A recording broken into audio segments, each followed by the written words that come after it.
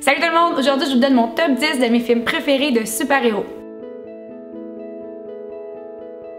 Vous savez que j'écoute beaucoup de séries télé, je vous en parle souvent sur ma chaîne, mais j'adore aussi le cinéma et il y en a certains d'entre vous qui m'avaient demandé en fait des suggestions de films ou des top 10, des top 5, peu importe, mais j'ai comme trop de films préférés, donc ce que j'ai décidé de faire, c'est les séparer en catégories. Puis on va commencer aujourd'hui avec mon top 10 de mes films préférés de super-héros. Le numéro 10, c'est Batman Returns. Avec les films de super-héros qu'on a aujourd'hui, c'est dur d'imaginer à quel point dans les années 90, les films de super-héros étaient vraiment mauvais. Donc en 92, quand Batman Returns de Tim Burton est arrivé, ça a fait comme une espèce de renaissance des films de super-héros parce que pour la première fois, on en avait un qui se prenait pas trop au sérieux, mais qui respectait quand même le matériel et qui comprenait l'essence de Batman, du super-héros. Même si pour vous, Batman, c'est pas Michael Keaton, comme pour moi, Batman, c'est Christian Bale, mais tout le monde se rappelle de la Catwoman de Michelle Pfeiffer ou du Pingouin de Danny DeVito. Donc pour la signature de Tim Burton, les personnages inoubliables et le fait que ça a relancé la tendance des films de super-héros, 10e position, Batman Returns. Pour la 9e position, là, on se projette 26 ans plus tard, on y va avec Captain America Civil War.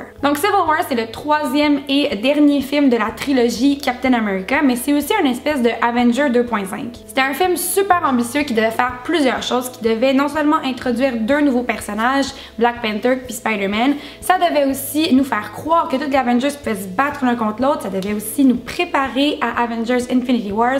C'était comme beaucoup de choses dans un seul film et ça réussit vraiment bien. J'en parle plus en profondeur dans ma critique, peut-être même un peu trop en profondeur, mais c'est un film que j'ai beaucoup aimé. Je trouve que c'est un film qui réussit en tout et pour tout, qui rend justice à tous les personnages. Il y en avait énormément.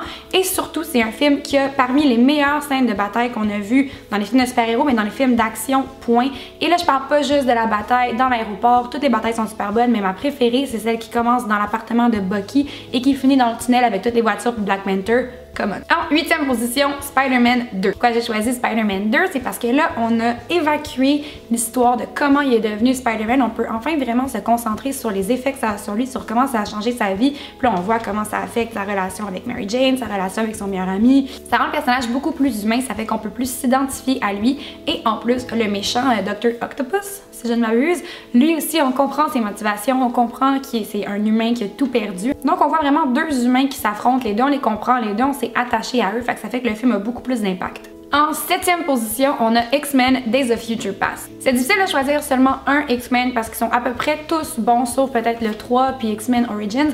Mais bref, j'ai choisi Days of Future Past qui est le deuxième des nouveaux X-Men. Pourquoi j'ai choisi celui-là? C'est parce qu'on a le droit au nouveau cast avec Jennifer Lawrence, Michael Fassbender, James McAvoy, qu'on aime beaucoup, mais aussi l'ancien cast qu'on a appris à connaître dans les premiers X-Men. En plus de ça, ben là, on a une histoire de voyage dans le temps qui est super bien racontée. Puis ça donne aussi deux scènes que j'ai tellement aimées, dont spoiler alert, la dernière scène quand on revoit tout le monde, c'était comme la boucle parfaite de quelqu'un qui a aimé tous les X-Men et aussi la scène avec Quicksilver. En 6e position, on a Guardians of the Galaxy. Ça, c'est vraiment la surprise de Marvel. En 2014, on savait que Marvel était super bon pour faire des films de Avengers ou pour faire des films de Iron Man, mais quand ils ont sorti ce film-là avec des personnages complètement inconnus, on est allé voir quand même parce qu'on leur faisait confiance, mais on n'avait pas vraiment d'attente. Puis le film a pris tout le monde par surprise. C'est pas le film qui a l'intrigue la plus originale ou le méchant le plus menaçant, en fait. Tout le monde a oublié Ronan the Accuser. Peu importe. Ce qui fait vraiment la force de ce film-là, ben c'est le cast, c'est l'ensemble en fait. Parce que là, on a Zoe Saldana qui est parfaite dans le rôle de Gamora. On a Rocket Raccoon et Groot qui sont super attachants et qui sont pas mal les meilleurs personnages. On a Drax qui est hilarant mais comme sans le savoir. Et tout ça est supporté par Chris Pratt. Mais dans ce temps-là, personne ne savait c'était qui Chris Pratt. C'était vraiment un coup de génie de le caster parce que ça a vraiment lancé sa carrière. Puis bonus, la soundtrack de Guardians of the Galaxy est excellente. C'est toutes les meilleures tunes des années 80. Écoutez-la, sérieusement, ça vaut vraiment la peine. En 5e position, Deadpool. Un peu comme Guardians of the Galaxy, Deadpool, c'est pas le personnage le plus connu, puis c'est pas non plus l'intrigue ou l'histoire la plus originale, mais ça fonctionne tellement. Puis encore une fois, un peu comme Guardian, Deadpool fonctionne à cause de son personnage principal, à cause du casting de Ryan Reynolds, qui était probablement né pour jouer ce rôle-là. Et puis ce qui fonctionne bien sûr, c'est l'humour, un humour autodérisoire et très cru. C'est pas 18 ans et plus pour rien, c'est vraiment pas un film pour enfants. En 4e position, on a Iron Man. Iron Man, c'est le film qui a changé les films de super-héros comme on les connaît aujourd'hui. C'est le film qui a lancé le MCU, le Marvel Cinematic Universe, et c'est le film qui a relancé la carrière de Robert Downey Jr. Iron Man, c'est le anti-héros par excellence. C'est un homme qui est arrogant, qui est narcissique, qui a des problèmes de consommation et qui est joué par un acteur qui, à ce moment-là, la carrière était complètement détruite parce parce qu'il y avait des problèmes d'attitude et de consommation. En même temps de relancer Marvel, ça a relancé Robert Downey Jr. qui est maintenant un des acteurs les mieux payés et une des plus grandes vedettes. Donc parce que c'est un film qui est important pour les films de super-héros aujourd'hui et parce qu'il est bien fait, l'histoire est bonne, c'est drôle, les effets spéciaux sont encore très bons, ça mérite au moins la 4e place dans mon top 10. Donc là ça s'en vient vraiment sérieux, c'est mon top 3. Mon numéro 3, c'est Captain America The Winter Soldier. Vous remarquez que c'est le 3e film sorti en 2014 qui est dans mon top, après Days of Future Past et Guardians of the Galaxy Winter Soldier.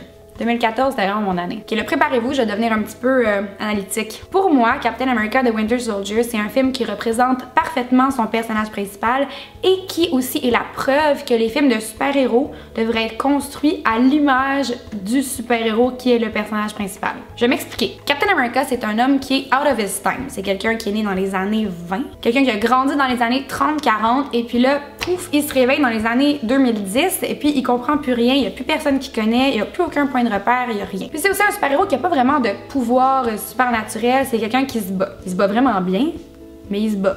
That's it. Pour refléter le fait que Captain America est out of his time, les Russo Brothers qui ont réalisé le film ont choisi de construire l'histoire un peu comme un thriller politique des années 70, mais en 2014. Pour refléter le fait qu'il n'y a pas de super pouvoir, ben il se bat pas contre une armée d'extraterrestres, il se bat contre des humains, contre Hydra et contre son meilleur ami qui croyait mort, Bucky, qui est en fait maintenant le Winter Soldier. Et voilà, c'est fini pour ma mini-analyse de Winter Soldier. À part ça, mais c'est un film qui fonctionne super bien, un film qui a des vraiment bonnes scènes d'action, qui nous présente Falcon pour la première fois, qui nous montre aussi le côté un peu plus sombre de Captain America, qui nous apprend plus sur Black Widow, ce qui est cool parce qu'elle a pas vraiment de développement dans d'autres films. Puis le film ramène aussi Bucky. Ça, c'est toujours une bonne chose.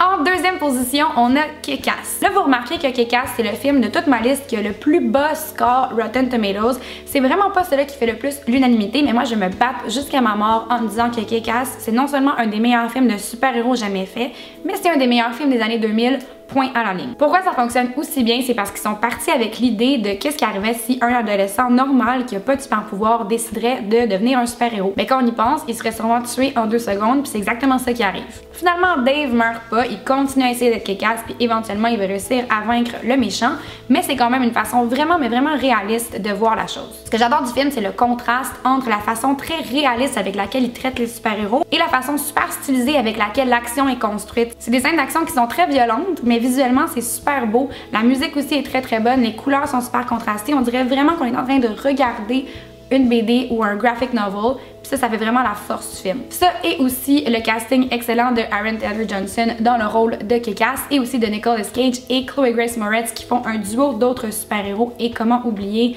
Big Daddy et Hit Girl, c'est les meilleurs. Donc comme j'ai dit, c'est un film qui est violent, mais si vous l'avez pas déjà vu et si vous avez plus que 16 ans, j'imagine, je sais pas, je vous le conseille fortement. Et puis enfin, mon numéro 1, eh bien c'est The Dark Knight. Je pense que je surprends personne en ayant choisi The Dark Knight, c'est un peu comme le film de super-héros parmi les films de super-héros, mais il y a une raison derrière ça. Un peu comme je disais comment The Winter Soldier est construit, ça représente Captain America, mais le Dark Knight c'est un peu ce qui représente Batman, c'est dark mais c'est super slick, c'est violent. Puis le vilain représente comme toutes les peurs puis tout ce qui est différent de Batman. Le Joker est complètement fou, il est imprévisible, il est complètement irrationnel, tandis que Batman est beaucoup plus calculé, beaucoup plus préparé, tout ce qui fait une raison. Donc de les faire s'affronter, mais ça fait premièrement une des meilleures performances, sinon la meilleure performance de villain dans un film par Heath Ledger.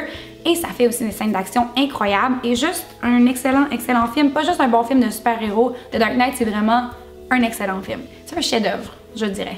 Donc, et voilà, c'était mon top 10 de mes films de super-héros préférés. Notez que je ne dis pas les meilleurs films de super-héros, c'est mes films de super-héros préférés. Donc là, laissez-moi savoir dans les commentaires si vous êtes d'accord. Dites-moi si vous avez aimé le principe de top 10. Dites-moi de quel style de film vous aimeriez que je parle la prochaine fois. N'oubliez pas de vous abonner à ma chaîne pour rien manquer. Et puis nous, on se voit très bientôt.